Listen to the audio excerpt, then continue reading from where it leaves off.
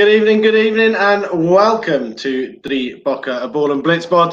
Firstly, an apology for me. I disappeared out on work a couple of weeks ago, so sorry, Joe. But we are back. We haven't gone anywhere. We're never leaving. We're never leaving you. Not with a British and Irish Lions tour. It is going to happen. Coming soon. Guys, firstly, thank you, as always, to Workshop 17 for their lovely space and sponsorship for the show.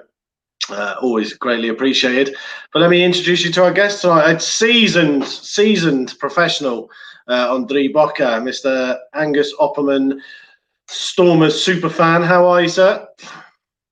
I'm good, Andy, man. Thanks for having me again. Good. And a first timer to our show, but a good man and former Lions head coach, and of course, a couple of matters, small matter, shall I say, of a couple of Junior World Cups under his belt as well. Bit of time in America, but back in the sunny climes of Paarl, Eugene, Loffie, Eloff. How are you, sir? Hi, Andy. Going well this side of the border, and I'll tell you what, it was scorching hot today. It was 36 degrees at one stage, so summer has hit us. Yeah, I sound the way I do. I think it's because the amount of air conditioning I'm spending time in at the moment, like in the car and everything. My voice, it's all gone. It's like this. Right, Super Rugby Unlocked, guys. Glad it's back. Maybe not being the spectacle we want it to be, Angus. Well, let's be honest, man. It didn't start as well for the Stormers, and we had that hiccup against the Bulls, but we're back on track against Griquas. So, yeah, I guess the only thing now is hope the Bulls lose and, the Pumas can cause an upset for us to get the title, but I guess it's not too bad. It could have been worse, eh? Yeah, true. But speaking of your old muckers there, Loffie, Lions, not good. One decent game. I think I can sum up the Lions in one player, and that's Scorsan. He has one amazing game every year, doesn't he? Like scores 3 or 4 tries, but the rest of the time just so inconsistent. Quite frustrating to watch at times. Yes, I think they're disappointing themselves, to be honest. They're getting themselves in a position in a match where they can actually finish it off better. But the biggest problem they have at this stage are the small mistakes they're making, bad decision making, not taking points. And you cannot always play flair rugby out of your own 22. So when you're in the red zone, you have to be very calculated in taking risks. And I mean, it's 3 matches where there were intercepts, and that says something about the open play. And the one thing is, there's always that people say it's a young team. It's not that young team, but when you start in a season and you battle with a phase of play, for instance, what they're battling with currently is stopping the maul. If they don't get it right quickly, the teams are going to attack them there big time. But still hopeful, I think all the teams are in the same boat in the sense, Andy, that we had a long layoff and we're back in it. And immediately, New Zealand had 3 weeks off and Australia, I think 6 weeks. Everybody's expecting us to have that same tempo and that same accuracy in game. It's not going to happen that quick. But I'm actually looking forward to the second leg where we go into the Currie Cup to see if the teams improve and the Lions as well, also with a young new coaching staff and so on. But there's no excuse. Basics are basics and they have to be executed perfectly. I'd love to get your thoughts on what's happened at the Bulls. The reason I ask is because obviously it looks like they're probably going to win this Unlocked competition and fine. And Jake White's gone in there and he's gonna be the saviour of Bulls rugby yet again with his aging team. Do you think, this is quite a loaded question, I suppose, do you think that actually what the Bulls have done is quite selfish in the fact that it's very much, it seems to me anyway, very much a short-term solution rather than a long-term one? Jake White will tick a nice little box and say that he's the best coach again. And actually, in 3 or 4 years, maybe even 2 years, that Bulls franchise could really suffer for what they're not doing at the moment. Yes, I think as you say, Jake, it's important for him to start this competition with a win. Because there's high expectations of him. He's spent a lot of money buying players. and I cannot comment strategically why he did it. The one thing that he did do, and that he's got, is the support of senior players like Dwayne and a few senior guys like Mornay that really took control of this game, and it actually showed. And if they can go through this Unlocked season winning it, they will be happy. I don't necessarily think that they're in trouble for the future, because if he swings it now and he starts bringing the youth into the second leg of the Currie Cup, it will be interesting to see if they can keep that standard, because they won the under-21 competition easily in a good style, and they've got some great youngsters there. So, yeah, I do believe that they will strategically think about it, that they need to phase those younger players in and get the right mix, focusing on maybe going into 2021. Awesome. Angus, from your side of things, actually, with the Stormers, what has been great is there's been a lot of younger players coming through, especially in the back row. Marcel Tjernesen, we all obviously know him from Marty's. He was having a fantastic season down there before this COVID hit. Ernst van Reens obviously sort of seems to have cemented a little bit of a spot in there with obviously injuries around him. But are you excited about what's coming through there? Because it seems like Stormers are willing to blood the youngsters, which is great to see. No, I am, to be honest, Andy. There's also another guy with the name of Nama Kaba. He's a number 6 flanker, and he's a very similar player. He reminds me a lot of Dion Fourie in his day, except he can't play hooker, obviously. Very much playing towards the ground, like Marco van Staden with the Bulls as well. So in the loose forward department, the Carl White stock, like you mentioned, the guys like Marcel Tjernesen playing number 6 now, with injuries to Jaco Kutsia is also still out with concussion. Also someone we spoke about, before, me and my group of friends especially, we thought it's going to be a Springbok Baltic this year, before COVID happened. So, there's quite a few guys sticking their hand up in the loose forward department. And through the years, the Stormers always had decent loose forwards. They didn't always have the front 5, but when it came to the back row, they tend to have decent guys, and it seems to be something that just they keep building on. So, yeah, even the emergence of a John Augustus before COVID even halted the competition, he was quite in good form after a lot of injuries, prior to the 2017 Junior World Championship, where he was the Player of the Year. And even now, when the competition resumed, he's been a steamroller, and I would put my head on a block to say he's going to replace Dwayne Vermeulen in the future when he does retire from the Springboks. Yeah, there's some serious forward power in that Stormers now. But I want to talk about one player who hasn't managed to bridge the gap from Varsity Cup so far up to senior level, and that is Edwin van der Merwe. I know you're obviously a fan, and I was a fan at Varsity Cup. But what's happened to him? Where's he gone? Is he believed his own hype too much? Has he just not made that step up? Well, I think there's a couple of things. Yes, he hasn't made the step up as of yet, but he always had very limited game time. I think he made his debut against the Sun Wolves last year, the second last game of Super Rugby and Rugby Flick, which was in a struggling season with the Stormers, and then the following week he plays against the Sharks. He didn't actually hit his straps in the Currie Cup last year either, and I feel that he sort of gave some glimpses of what he can do this year as well. And then in the first minute last weekend against Greek he got injured. So it's disappointing that he hasn't actually shown his talent we know he has, because like you said with Marty's, he's been a revelation. He's been, one of my favorites as well. And he's also one of my own boys. He lives in a neighboring town, so I'm always rooting for the guy. But I just feel that he hasn't had enough game time to actually stamp his authority. In that same breath, though, if you don't mind me adding, Angelo Davids, one opportunity and he's shown his class. So, I would say Edwin actually hasn't taken this opportunity as he would have loved to as well, and Angelo has, for the 1 or 2 times he has played in the Stormer jersey. Loffie, is there anyone really stood out for you in this Super Rugby Unlocked that's come from nowhere, and you're actually like, well, do you know what? Hang on, this guy could stake a claim next year. Yeah, there's a lot. I will be selfish if I name the guy that I really thought that stood out for me has actually made his mark already. It is Marco van Staden. I think he's shown that he's a top-class international open side flanker. But I just want to come back to your previous comment you made. Sometimes when a player is great in Varsity Cup and at that level, you expect that he must take it through to the next level of rugby, and everybody's not that lucky. You don't get playing time, and also some guys take long. You have to bleed them into the process. Sometimes you have luck, like Angelo did, and sometimes it takes a longer time for you because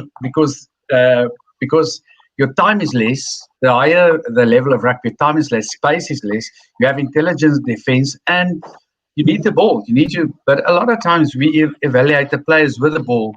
And I think it's also important that you go look what a player does without the ball and his work rate, how he gets himself into a position where it can have a big effect on the game, or maybe get him more involved in the game than waiting for the ball to come to him. And that's, I suppose you've probably encountered this as a coach, that you end up with players that are trying too hard. And when I watch Edwin, I sort of say to myself, you're trying too hard. You're not waiting, you're not being patient, you're not finding that balance between looking for work and just being patient and waiting for things to pan out the way they should do. How would you talk to him? Like, I'm just saying, like, if he is trying too hard, you must have encountered it in your coaching. How do you deal with that? Yeah, that a lot of teams in modern rugby have got sports psychologists that help a guy cope with those pressures and so on. But I think if a coach has got a good relationship with a player, he can in a one-on-one, in the process of one-on-ones, help him to work through it. Again, and I can also relate back to Brian Abana moving from scrummy to centre. It was a big transition, and I had to get him to understand his primary and secondary role there, and also what additional he can do to stand out in that position. And I think that is where coaches plays a big role, to give the player, the tools and the mechanisms that he can actually go apply in a game. And if he gets starved of the ball, he should also have the intuition and the feeling where he can pop up as a wing or a centre to get hold of the ball or closer to the ball, so he can have an influence on the game. And I think, and I can go back, and most probably I will be crucified now. I think we're pushing I must put it clearly, pushing some young players just too quickly. I rate Damian Willemson, I rate Cohen Bosch, and I would have loved to work with them. And I think, in those critical positions where they are playing, we must be much more patient, bringing them through the process. Because now everybody thinks when Damian gets the ball, there must be magic. When Cohen gets the ball, there must be magic. And if it's not there, they get criticized. And you know yourself, listen, it's not the general, the commentators, but it's social media that kills the spirit of the guy. So a coach has got a big role on a one-on-one to help a player mature. You'll get those guys that are mentally just tough. You can throw him in the deep end and he will swim and he'll manage it. But then you also get those guys that you need to steer them through the path and facilitate their career to make sure that when they hit the big stage, they are audible, ready to make a big difference. This is a question for both of you. I'll start with Angus. Angus, are you worried about domestic rugby in this country? Are you worried about what's happening just with the mass exodus of players? Mass may not be the right word, I don't know, but exodus and a lot more. I think one of the buzz phrases at the moment is we're turning into the Brazil of rugby, and that you becoming a player exporter, which obviously is twofold for me. That could potentially detach the fans from the national team because there's no relation, because you're not seeing them week in, week out. And then secondly, obviously the product of domestic rugby. Obviously, if you haven't got Springboks playing in domestic rugby, the rugby's not going to be as good, which means less people are going to watch it. Are we at a tipping point at the moment? Are you worried about domestic rugby in this country? To a certain extent, but also, I also understand, why it's happening at the point in time. I mean, we're at the point now where we have scouts at Craven Week, and I'm talking about French and all these overseas teams scouting our players from school level already. And it is worrying. We had a situation recently where Kate Volleter went to Montpellier. According to him, according to I think his agent, he never got a provincial contract. That's why I went overseas. And due to COVID, he came back, obviously, and luckily he came back to us.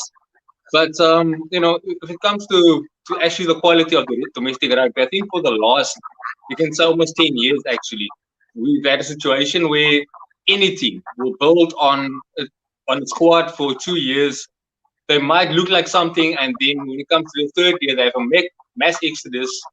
They start to struggle again, and then it's just rebuilding from over and over again. If I look at the Bulls, people have been joking saying, when's the Bulls going to finish building? Because they keep saying they build, when they're ever going to get done. So it is quite a worry actually, because you want the decent quality of domestic rugby in your country. The flip side, I would say, and Rasmus actually pointed out on this, is that when players leave, there's two things that happen. So they become better players in overseas teams, which is great. There's also the con of them representing the adopted nation as well. But they can also come back as better players and also be selected as Springboks. So you could sort of widen your talent pool if you take guys overseas, or they go overseas and you have new guys coming in for selection for the national team.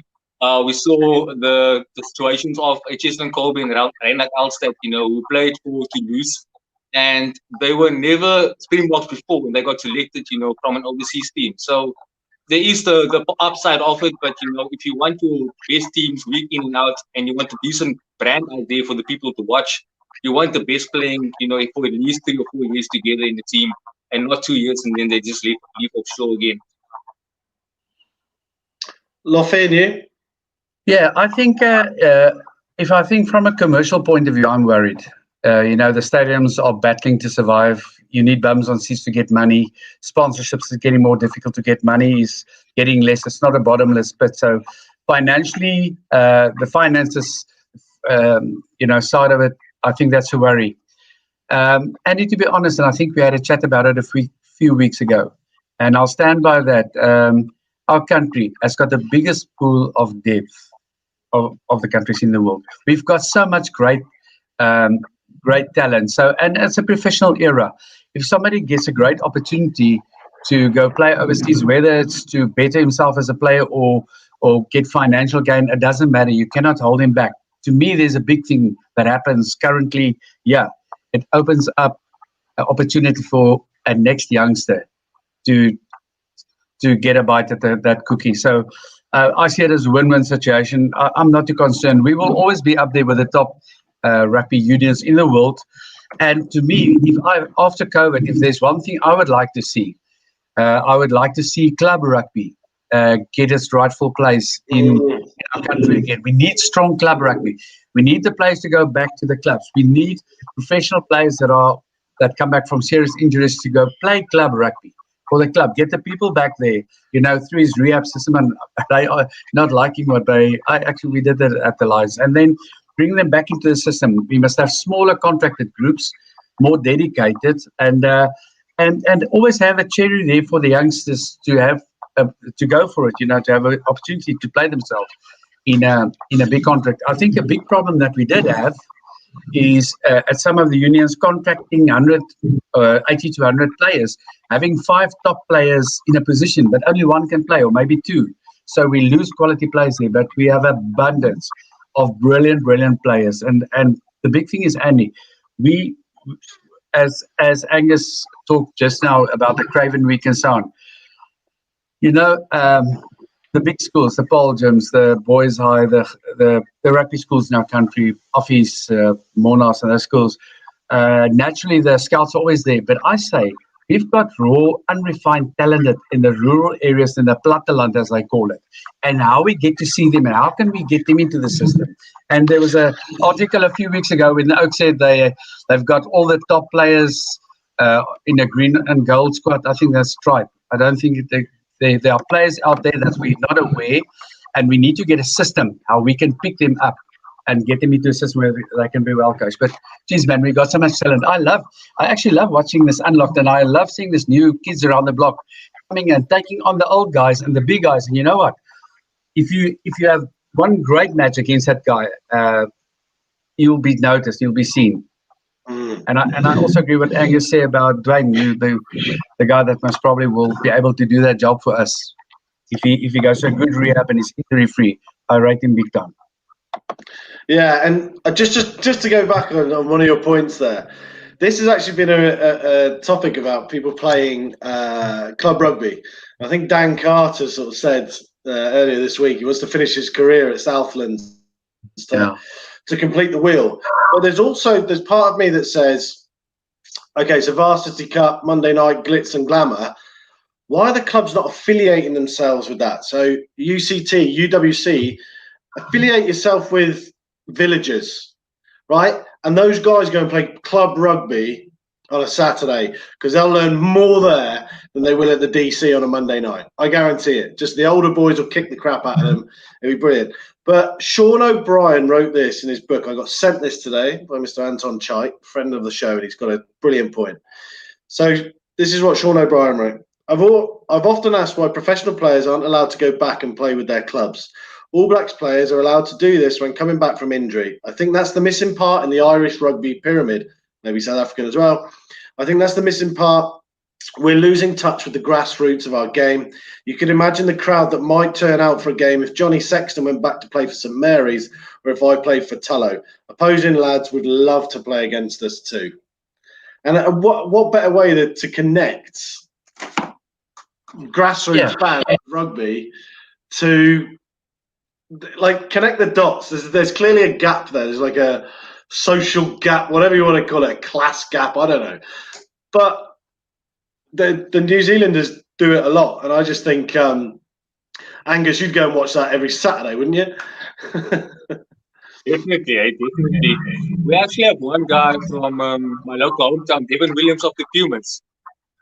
So I think if Devin comes back one day and he finishes with the Pumas and he comes back to Pinyal Villages, people would love to see him play again because he played provincially, and he represented all of us. So I think already on a Saturday, if you go down the road and the club is about a 5-minute walk from my house, if you go down there on a Saturday, it's packed. You can rob the whole town clean because no one is at their homes anyway. Now imagine the guy who never goes to the field and Devin plays the weekend because he came back from the Pumas. Then he would go and watch, he would add to the numbers there as well, and it would be fantastic to see that guy in action for your local team as well. And then we know grassroots rugby, you get spend at the bar, you get spend at the restaurant, you get spend everywhere, and it's win-win for everybody. Joe, have you got a few points to bring up there before I move on? So Nigel, I think we have to see how the franchises joining the Pro 14 affect the support. It could go the other way and they attract players back. Not a bad shout, that, to be fair. Not a bad shout, especially if they're earning euros rather than rand. Joe, hard truth is that the money is up north and the Pro 14 and EPC. If the box head north, then it fixes financially quite a few issues. I do agree with that. But there's one thing that's happened that I've seen on social media in the last week, and I cannot get my head around it, whether it's a good thing or a bad thing. Now, SA Rugby Mag, my favourites, SA Rugby Mag have been putting an advert out regularly for the Ealing Trailfinders in the UK.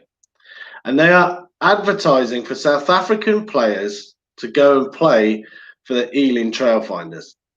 Now, I get the sentiment on base level, the money, the development, education, and everything like that.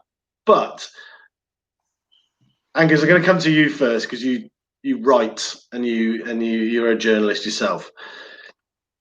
Is that not in the best interests of South African rugby for the biggest rugby magazine in the country to be encouraging players to go abroad? Well, firstly, they're lucky they have a magazine. Otherwise, they wouldn't have been the biggest magazine. If 365 had one, we'd be the biggest one. But anyway, let's leave it there. Yeah, it is totally morally wrong, to be honest, because you represent South Africa as a magazine brand, as a media platform, and as a name. To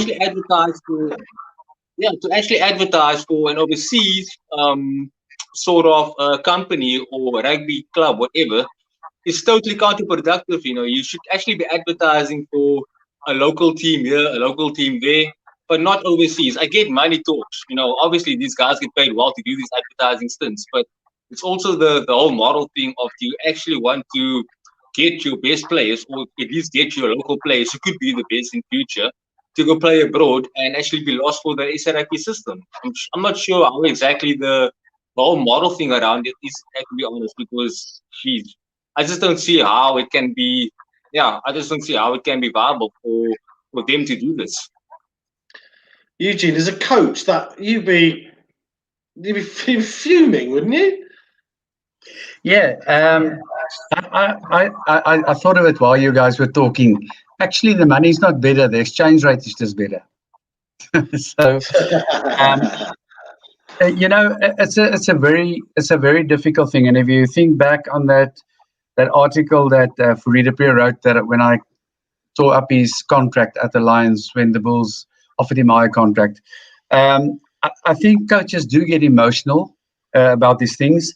And you've worked with a guy for 3-4 years. You've actually invested in him, time and time and money, and then he goes off. But I've got a holistic approach to this. That if it's an opportunity for the guy that he will never have again, for instance, to go study or maybe further himself or start a career, it's a different story. But professionalism, unfortunately, has become so much. And the thing is, because the seasons sort of overlap, players go play in Japan, they come back, they're injured because they have to go back into a top competition again. And I think somewhere they'll just have to get a good medium and maybe restrict the amount of foreign players that can play. I know in America with the Huns, I could have 5 foreigners in the squad of 23 and only 3 on the field at one time. So I think they need to look at that. But it's very difficult to keep somebody back. And I remember, I'll never forget, because Brian Abana, Joe van die Kerk, Wiekes van Heerden, Jacques Fourie, they were all players that I worked with for 3-4 years. And, you know, then they came to me and said, listen, the Stormers made me this offer. And the Lions couldn't match it. And they had to let him go. Joe and Jacques went to Stormers, and Wiekes and Brian went to the Bulls. And yeah, it's sad for a coach to see them go because they are actually your assets. So I think also the unions must maybe look at their assets better and manage them better and look after them better, so they don't just want to go because they're tired of the politics of the situation of the union. So I think we need to go into a new dimension of thinking, Andy. The game has evolved. Management and the administration of rugby must also evolve with it. But going back to the other half of the question, which you tried to dodge, but I'm not going to let you. Should SA Rugby Mag be advertising that? No. I actually haven't seen it. So to me, it doesn't sound right. And there should be something like loyalty to your own first. So I'm actually not at liberty to comment, and I'm sure, Andy, that you guys know exactly what it's about. Yeah, of course. But it's just, I don't know. I found it very, very strange. Anyway, our friends at SA Rugby Mag. Sorry. Let's move on to what you're doing now, Loffie. Elite Sport Mentorship. Can you tell us what it's all about? And where we can find how you can help the youth of today. Yes, I think in my youth of 63 years that I'm now, I identified the past few years, I identified a huge vacuum in the market, you know, and I'll first talk about a coach. You do your level 1, 2, 3, you get a job, you excel, you get a provincial job, and there you go. But there's a lack of mentorship for the coaching. You know, the whole process of learning is mentorship. And I had a mentor. My mentor was actually not a coach. It was Wynand Klaasen, you know, ex-captain of the Springboks. And he was a wonderful person. He actually mentored me more about off the field stuff than on the field stuff. For instance, how to build good relationships with the media, etc. So I just saw there was a huge vacuum, and especially being in America, the standard of the coaching there. If they want to improve and want that the Giants to get up, they need to improve their coaching. So that whole mentorship program is for coaches, for players, young players, and parents to also help them plan their careers. Because the sad news, and again, a lot of people don't like what I'm going to say now, is that rugby is not going to look after you anymore. Times have changed. You're not going to play professional rugby for 10 years and have enough money to retire. And I think if you read the article that Brian just wrote now, he's never worked as hard in his life as he's working now into a career after rugby. So the whole mentorship program is also, besides, first of all, it's based on, if a father phones me and says, listen, my kid would like to play professional rugby, I'd say, okay, cool. And what's he going to do if it does not work out? If he gets a catastrophic injury, or there's someone better, there's always one better. That's the coach and players must know it. Oh, the referees as well. There's always one better. And then once you get that done, okay, wants to become an architect or he wants to do an IT course, it's going to take him 3 years. Then you can say, right, let's plan his rugby career. Where is he now? Look at what he needs to do and work a career path and goals that he needs to achieve and help him and facilitate the process. So that's what I'm doing. And I'm bringing teams in, hopefully, if travel is right, from South America, North America, Europe, on a 12-day course where they get specialized one-on-one coaching the coaches and coaching the players. And that's in a nutshell what we're going to do. That's amazing, because it's definitely one of my biggest bugbears that I've watched since being in South Africa, is this carrot that's dangled in front of these school kids who are fantastic rugby players. I suppose to a degree, they're not a danger to themselves. Sometimes it's the parents that, and I'm not stereotyping at all, but there are parents out there that are putting all the school rugby boys' eggs in one basket. And are you having scary conversations with people and being like, stop, just stop, please stop right now? Is it a bit like the Wild West out there? Yeah, I think professionalism and the possibility of making career out of a sport that you love and that you have a passion for, it's become a big thing. And the approach of schools has become just as professional as a professional union. They train just as hard, just as much. They got scientific backing. They got sports scientists, sports psychologists, good coaches.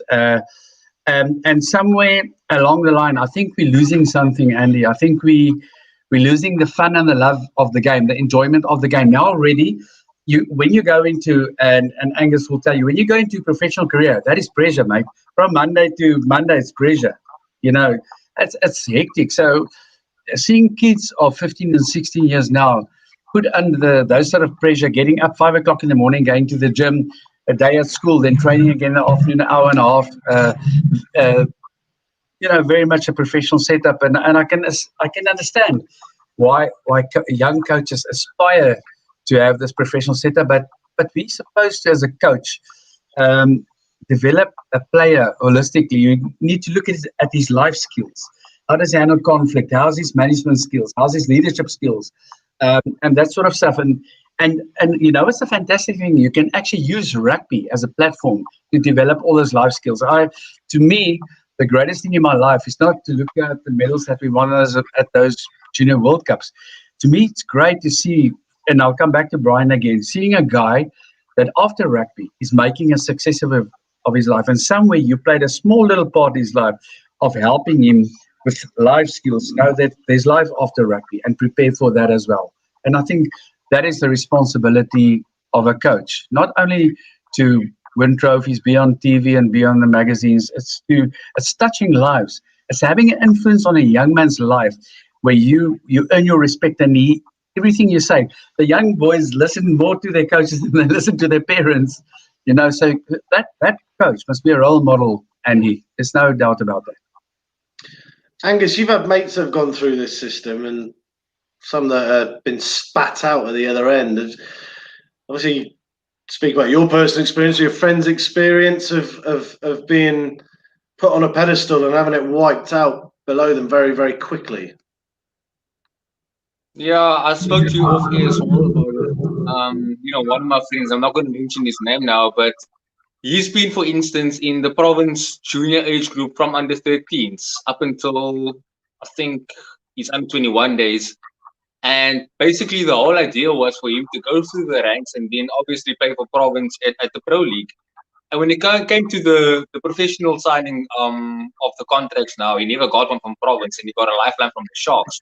So he went there for 2 seasons, and one bad injury, a freak injury in training, caused him to not be involved with the Sharks anymore. And to cut the long story short, he never got an opportunity again, and he ended up playing club rugby now for I think he's playing for Tygerberg now. So it's basically how it ended up for him. He was a Varsity Shield winner with Chester Williams in 2018, so he was still in the mix, but he never was considered after that. He played with a guy like Osho Yankees, for instance, in that final. And it's quite sad, because he was quite a promising guy. And I just feel that, there's too many guys that have been in the system, who's been there, who cut their teeth at every level, and then just for one minor reason, never got an opportunity to actually show their worth again, be it injury or a lack of form, anything like that. So we have to look at our players we have, and we come back to the club system again. If you can play club rugby, we should make sure that those guys aren't just there on a Saturday to go jowl a bit and have a beer afterwards. They should be there, and they should be looked at, I wouldn't say scouts, but put them on a certain competition that's televised or streamed on YouTube for that matter. Give them exposure, because the thing is, they only think, or they know, only their people in their local community goes to watch them, and it's cool. They love it. But I think they would commit so much more if they actually know they have global recognition or national recognition, via a live stream, via a special super sport channel for that matter. So if we can get these guys more exposure, you actually have a bigger talent pool to scout from, wherever you may be as a coach or as a selector. And you can see, oh, geez, this guy shows potential. And what I want to say is, I'm wearing this, this 7 shirt tonight. I want to bring it back to something. What I do love about the BlitzBOD setup is they go and scout at places you would never imagine people go scout at. At tournaments, people think it's a Mickey Mouse tournament and don't think much about it. They got Werner Kok that way. They got Kwagga Smith that way. And these guys have made names for themselves. Werner won. He won, I think, the 7th Player of the Year a couple of years ago. Kwagga is a World Cup winner. And if those guys hadn't spotted them at those Mino tournaments, who knows what would have happened to them as well. Yeah, I completely agree. They need to cast that net so much wider to get those people. But Eugene, I spoke to Mr. Dion Carstens a couple of years back, and we spoke about this because he was doing some work at Bull and Lambo, and he was saying that the worst thing that happened was they got rid of the under-23 level globally. So it wasn't just the Saru thing; they got rid of it globally.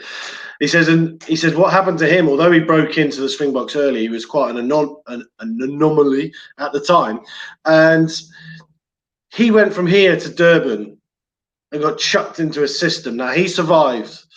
He said, but he wouldn't have survived if it wasn't for Mark Andrews, Butch James, and all those senior players there. He says, now you're getting your senior players are 24 years old, 23, 24 years old.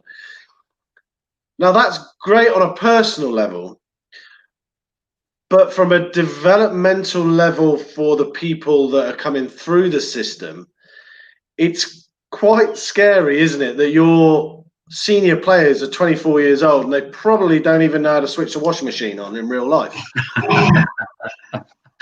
Yeah, I see. I agree with Dion. He's actually a fantastic character. I saw him at Willand Landbouw's wine. Oh, it's great. It's great. Wine failing this weekend. He's a fantastic guy. I coached him with Eric Sells in the World Cup, where we got the biggest hiding in New Zealand.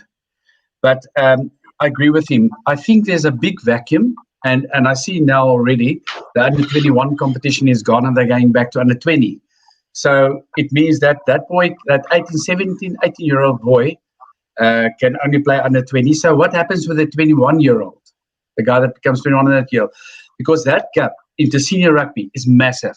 I'm a stern believer we should have under 19, under 21, under 23 competition, and then from there you go up. But also financially, it's not viable. They cannot afford it.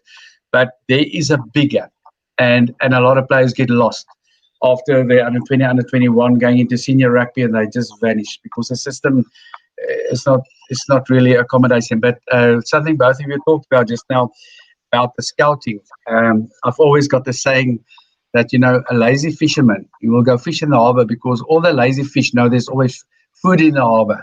But that guy that casts his net out wide in the deep sea, it's going to take him a longer time, but he's going to catch those big fish in the deep sea. So I agree with you guys on the scouting. We need to accommodate the kids that are out of under 21, and who knows, I think it's going to be very difficult for a guy that's at a professional junior contract to go play club rugby to try and get a senior contract again, because that's what it's going to boil down to.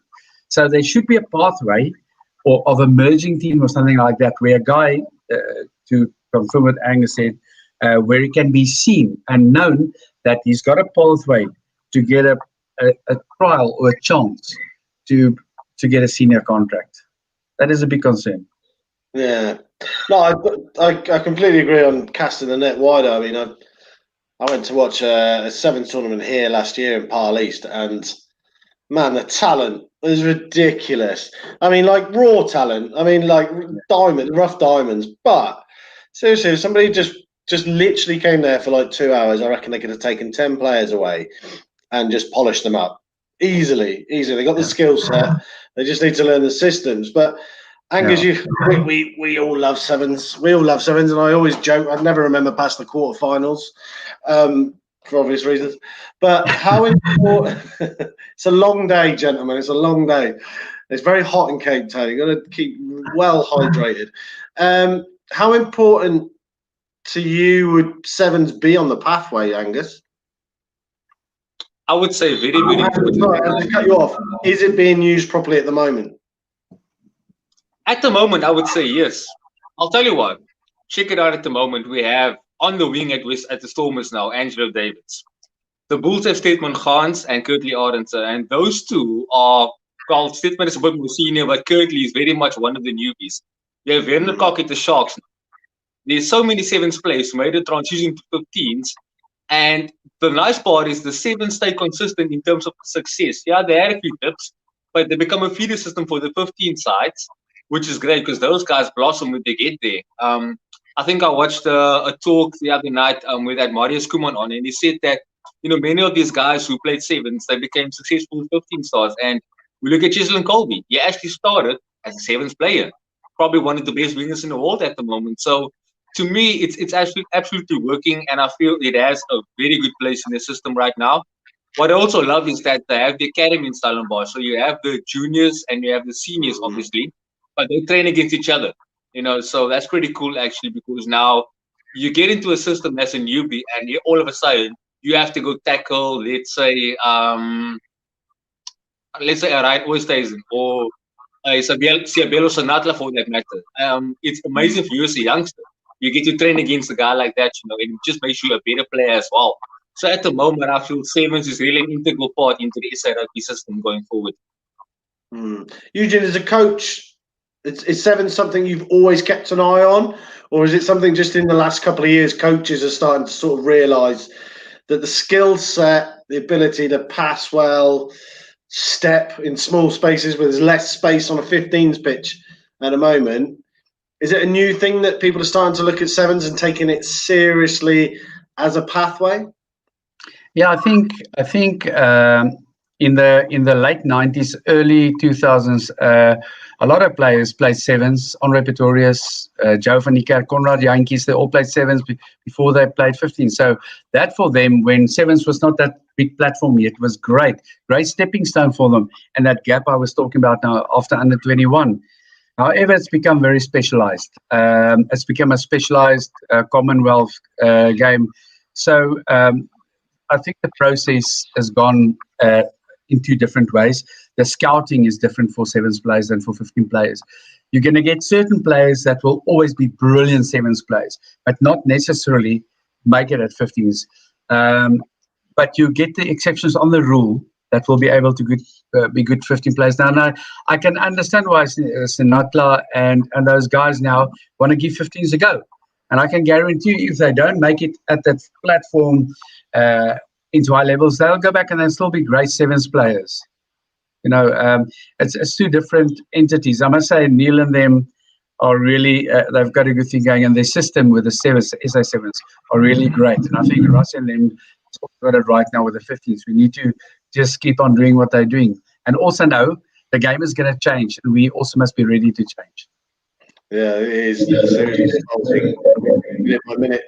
What about Damien Willemse, Mr. Opperman? There's been a talk that he should have done some sevens first. Do you think he would do something?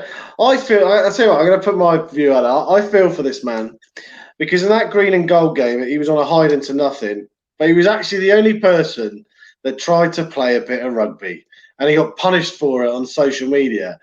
But do you think it would be detrimental to his development to sort of just take a bit of time out and go and play sevens for a bit and round his skill set, or should we? And what's his best position? Look, Andy, I can tell you one thing. She would not do any harm at all. I'll take you back to Sukumbuzo Noche, I think 2 years ago. He played sevens for, I think, one development tournament, and then he played 1 or 2 main tournaments with the BlitzBOD.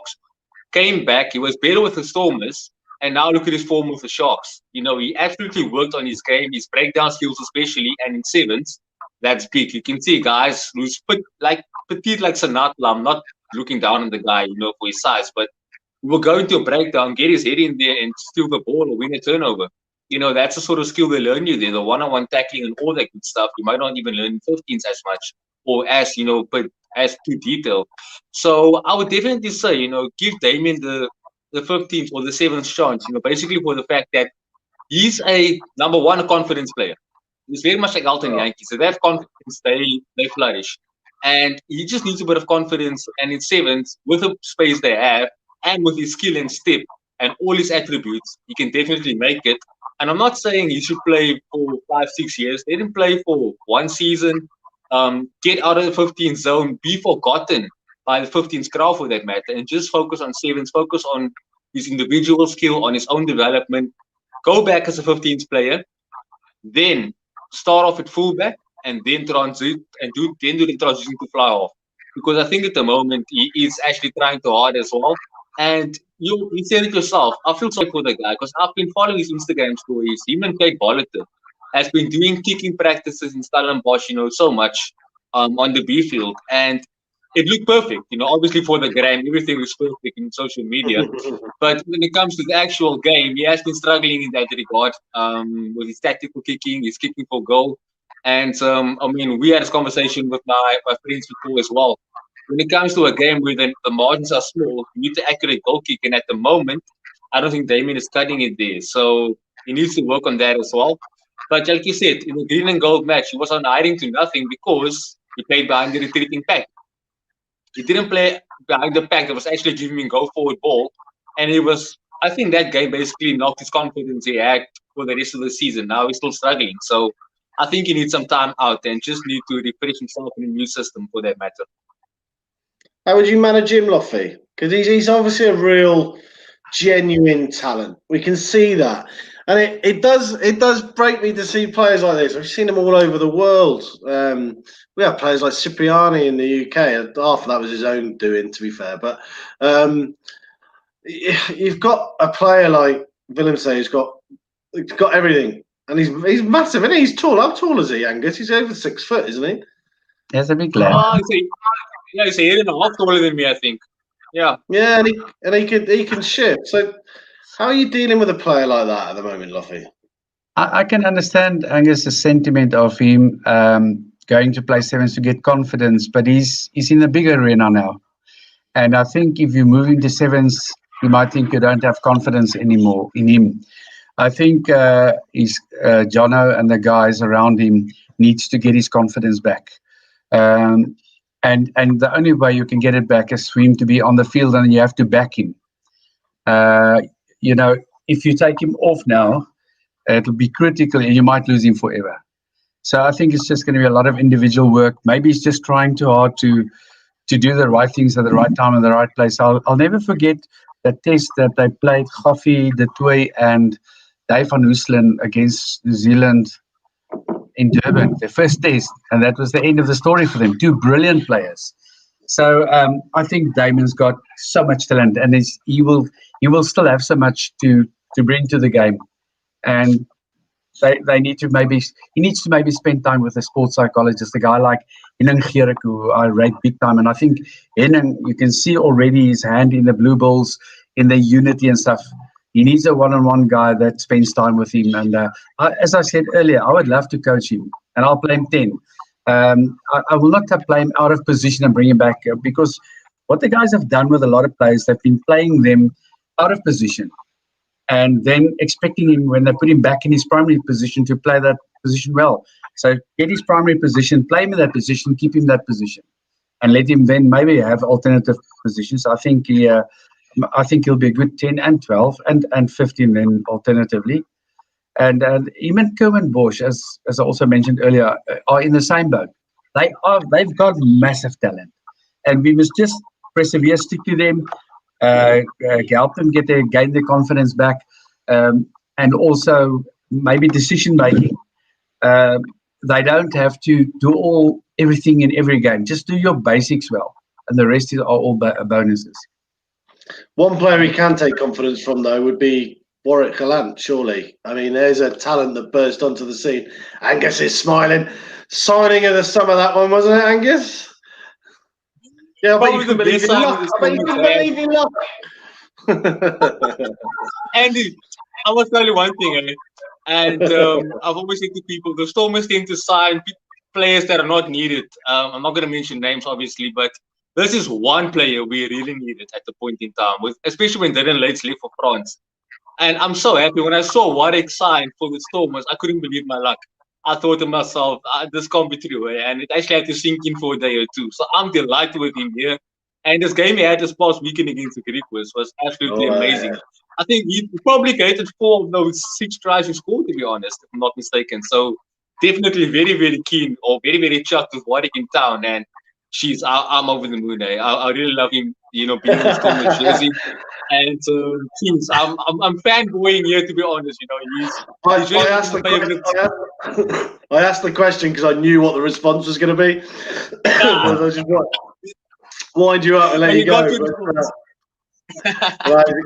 He's a great player. I think he might be the natural heir to the Villy Leroux throne, shall we say. Right, question from Joe. Joe is starting to feel a bit left out as a producer.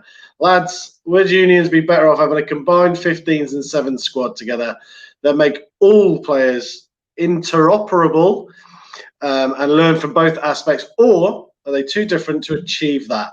It's got to be a Loffie question, that. Mr. Argo? Yeah, definitely you. Joe, I don't think it will work. Their conditioning is different. Their preparation is different. The time they spend on their field is different. The match times are different. It will not work. But it is important for the 15-man coach to know what is in the 7th pool and vice versa. And I think when it's Commonwealth Games, when our country's name is at stake, I think also the 15s coaches must take one step back and say, right, and maybe allow these players to go participate for the Commonwealth or the Olympics for that matter.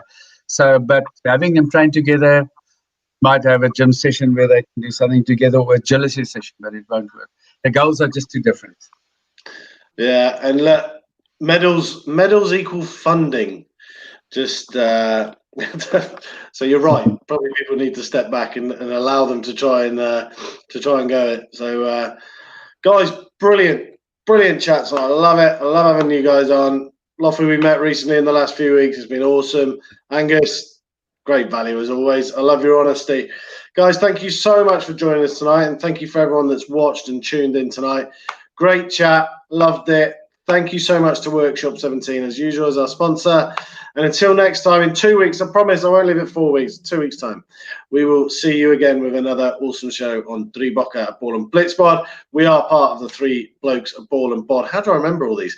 Three Blokes at Ball and Bod family, and we are a family. So go and check out all the other shows like the Ulster Roundup, the Leinster Roundup, the Monday night show with Joe.